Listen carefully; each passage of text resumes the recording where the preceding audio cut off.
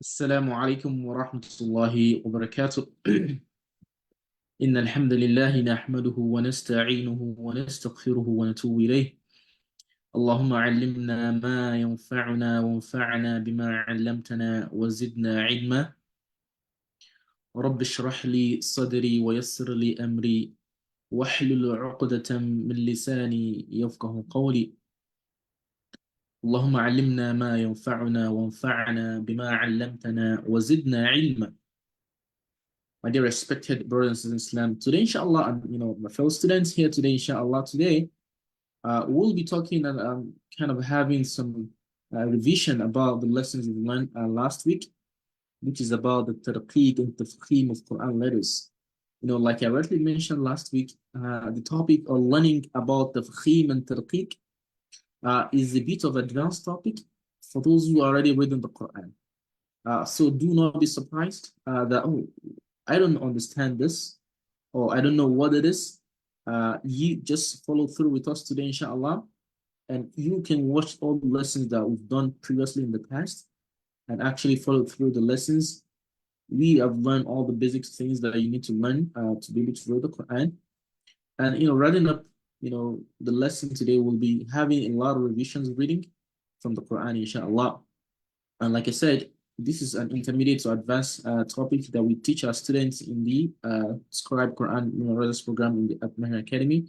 So those students who can read the Quran on their own and who are just learning to become expert reciters or wanting to read fluently and memorize the Quran on their own. So this topic is important for that kind of students and anyone that wants to learn or cares to learn. So last week we discussed about the tafkheem. What's the meaning of the tafkheem? Means when letters are pronounced with heaviness. That is, the back of the tongue is being raised up. And so there are 7 letters that we mentioned that these letters have perpetual, a heaviness. They're letters of perpetual heaviness. And you want to pronounce these letters with that kind of characteristics I mentioned earlier. The back of the tongue being raised, right? The back of the tongue being raised. And that's how you want to pronounce it. So we mentioned them last week. So kha, sad, dad, ta, dha, dha, and the qa. So the degree of evidence varies from letters to letter, right? But all these letters, they are all pronounced heavily, but their degree of evidence varies as well. We'll not talk about that right now here. It's a much more advanced topic, trying to kind of distinguish the differences in the evidence. We don't need it right now. So in later advanced topic, we'll talk about it when we'll talk about the sifat al-huruf, inshallah. And so just kind of bring forth some examples that we read last week about the heavy and the light letters. So kha is among them, although kha is among the heavy letters, is not among the letters of isti'ila, which is something we're going to talk about later on, inshallah. So wa khasafa. So when you pronounce the kha, and that's a challenge, a lot of people could not get kha pronounced, they will say wa hasafa. Kha is a letter that's pronounced heavily. It's not ha, it's not wa hasafa. It will be wa khasafa. Wa khasafa. So the main thing learning to read the Quran fluently, you see, it's not about you being melodious. It's not about you putting the sound that's so sweet. It's about you pronouncing the Quran ayat and the words the way the Rasulullah sallallahu alaihi wasallam recited it. And this should be the goal of anyone who is learning to become a fluent Quran reciter. It's not about the tone. It's about your ability to apply the rules of the Tajweed to recite in the Quran. So wa khasafa. See how my mouth looks like. It's a bit curved and round. And so the back of the tongue is being raised up, and that pronounced that sound. Wa khasafa. Wa khasafa. Wa qa. So qa, it's a letter of khafdi, and it's pronounced with a round mouth and a raised tongue at the back. وَقَعَدَ وَقَعَدَ وَقَعَدَ وَقَعَدَ, right? وَالصَّدَفَ وَالصَّدَفَ. And there are many examples. So there are 7 letters. How many letters? We have 7 letters which have, perpetual heaviness. They will be pronounced heavily, perpetually. And these are the 7 letters. Dad, sa, ta, the, ra, qa, and kha. And so they are all other letters of the Quran, they are huruf al-muraqqaqa, means that they are pronounced lightly except for ra and lam, except for a ra and lam. So if you have all the 29 Quran letters, so we've learned about the letters previously, there are 29 letters of the Quran. And so all those 29 letters, just 7 of them are heavy letters. So you don't say wa ga'ada, like you don't pronounce the qa like a ga or like a ka, right? Here, wa ka'ada. You don't say wa ka'ada. It's not wa ka'a, wa qa'ada. So it needs to be pronounced heavily. So all other letters aside from those 7 letters are pronounced lightly, except for lam and the ra, which can have either heaviness or lightness. We'll talk about that in a bit, right? So this is an ayah in Surah Al-A'raf or Surah Al-Mu'minun. This one is wrong. So Surah Al-A'raf, right? It's not Surah Al-A'raf. Surah Al-Mu'minun. قد أفلح المؤمنون. Right. So this is Surah Al-A'raf. Surah Al-Mu'minun, right? قد أفلح المؤمنون. So the main thing I want us to look into here is the pronunciation of the qa. قد أفلح. قد أفلح المؤمنون. قد right? And so when we're pronouncing the sad as well, ألم نشرح لك صدرك صدرك.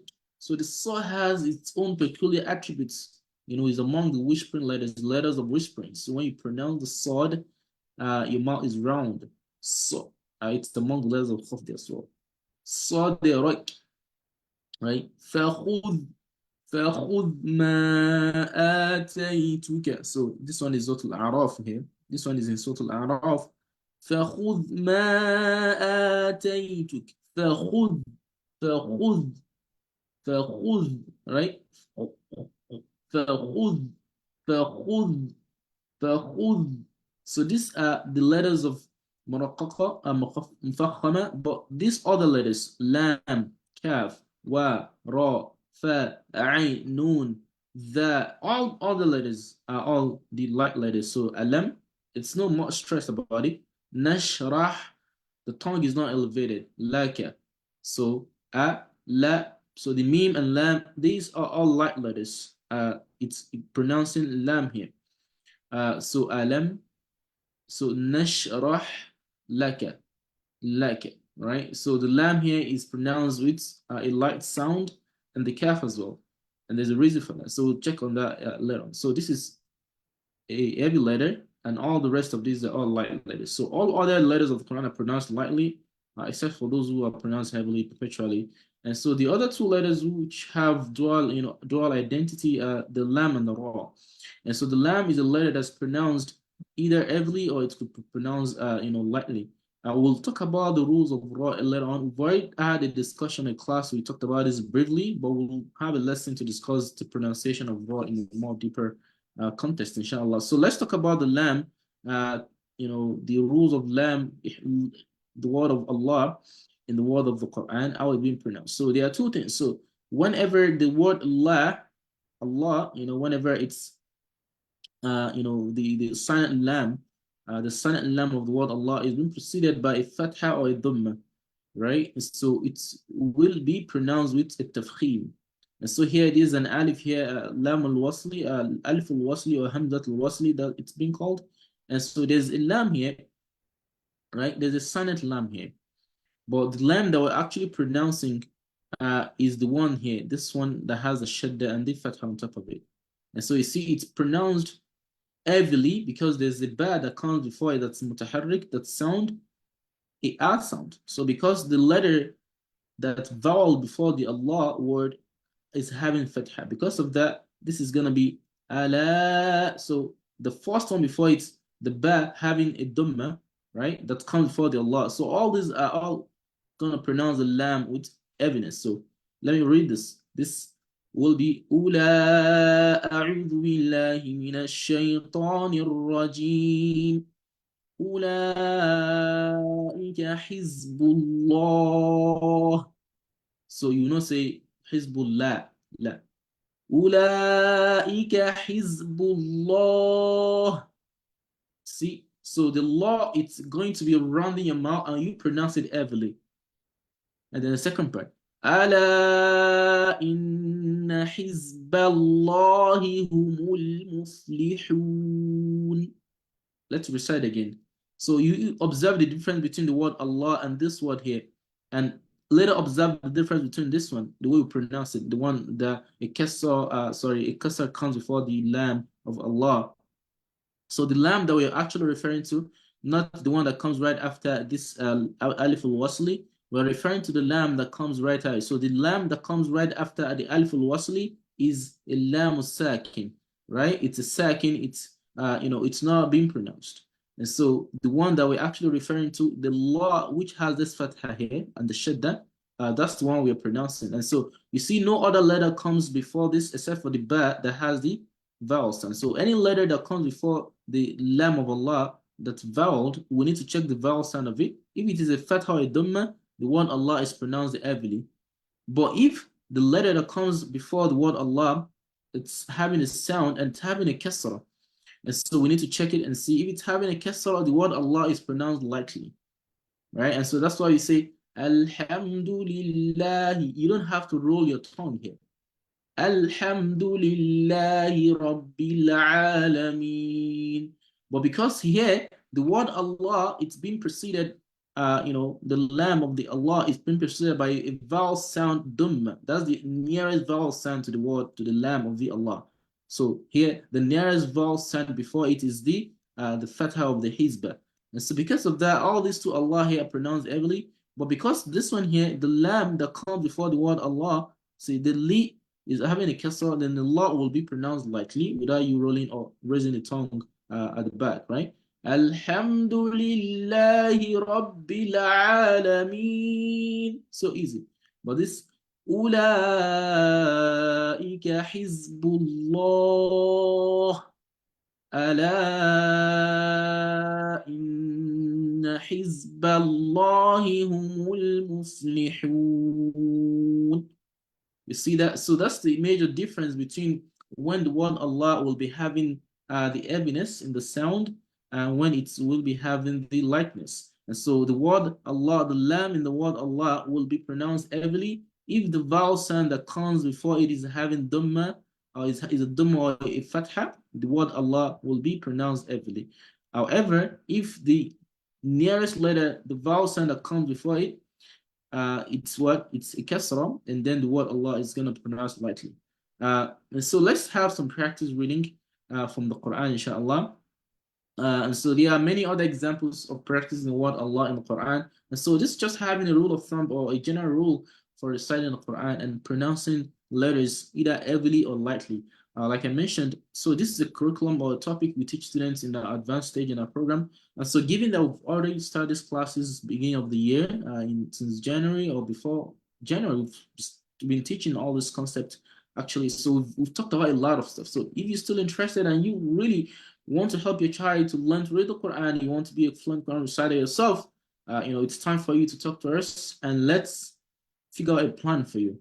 You cannot learn the Quran by wanting to do it based on your own, like your own availability. Of course, it has to be based on your availability.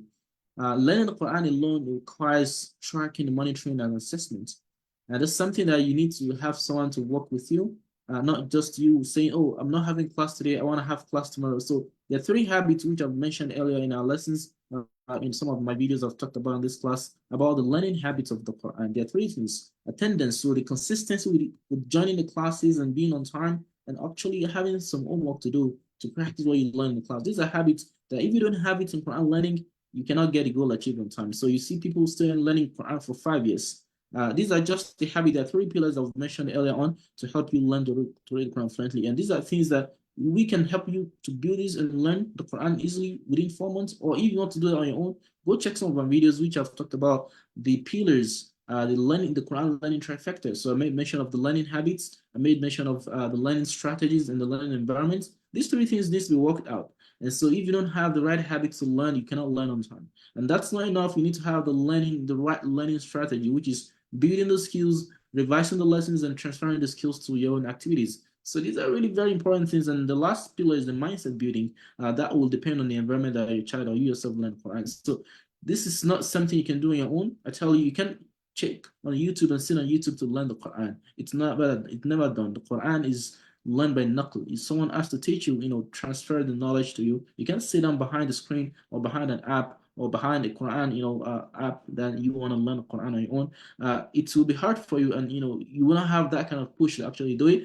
And so it's better to get someone to teach you. If you have someone that can teach you better for free, that's good. But if you don't have that kind of person to teach you, maybe you don't have your husband or your wife or your dad or your mom to teach you, then you need to have someone to kind of make sure those pillars and those habits are being taken care of. Mostly attendance to classes, being on time and sticking to the consistency of the class timing and days, and also the homework submission or getting to practice your Quran reading at home. And that's why at the end of classes in our program, our kids will learn and practice. So they learn the skills. So now I talked about the rules of lam, the rules of the Tafkheem and Tarqeeq. And so when we do that in our lessons, then we come back again in the next class and just do reading practice it entirely and try to learn by learning the stuff of learning the class earlier, and then we practice that in the next class. So this is what we want to do right now. And if you're here with me, you can try to pronounce that and apply the rules that we've learned recently, right? So now we want to apply the rules of lam when the lam can be pronounced either lightly or heavily. So let's do that. Bismillahir Rahmanir Rahim. يوم يبعثهم الله جميعا. So يبعثهم الله. You see that? So the lam of Allah, the next, the very close, vowel sound before it is the meme having the dhamma here. So because of that, the Ismullah al-Jalala, Lafzullah al-Jalala, we pronounce with evidence. يَوْمَ يَبْعَثُهُمُ اللَّهُ جَمِيعًا. So that's evidence, right? And that's more tafkhim. And here, قَدْ سَمِعَ اللَّهُ. You see? قَدْ سَمِعَ اللَّهُ قَوْلَ الَّتِي تُجَادِلُكَ فِي زَوْجِهَا. Well, look at this one here. The ba coming before the lam of Allah is having kasra. So look at it. ذَلِكَ لِتُؤْمِنُوا بِاللَّهِ وَرَسُولِهِ. Right? Unlike here. يَوْمَ يَبْعَثُهُمُ اللَّهُ. You've got to roll and raise the tongue at the back. But here you don't have to do that. ذَلِكَ لِتُؤْمِنُوا بِاللَّهِ وَرَسُولِهِ. Right? So these are the way to learn and build the skills and practice them. So let's read the next few ayahs and end the class. إِنَّا هَدَيْنَاهُ السَّبِيلَ إِمَّا شَاكِرًا وَإِمَّا كَفُورًا. So I'm implementing the pronunciation of ra here. So ra here is being heavily pronounced, right? It's having fathatain or fatha. Anytime the ra has fathatain or fatha, it will be pronounced with evidence. So we'll learn that later on. It's a bit more advanced and each discussion on the ra rules here. فوقاهم الله فوقاهم الله شر. So the ra here is pronounced with التفخيم as well. فوقاهم الله شر. See, I pronounce the mouth when I pronounce the ra. فوقاهم الله شر ذلك اليوم ولقى. So the qaf is pronounced with تفخيم. وَلَقَّاهُمْ نَضْرَةً وَسُرُورًا. So the ra is pronounced with tafkhim here, right?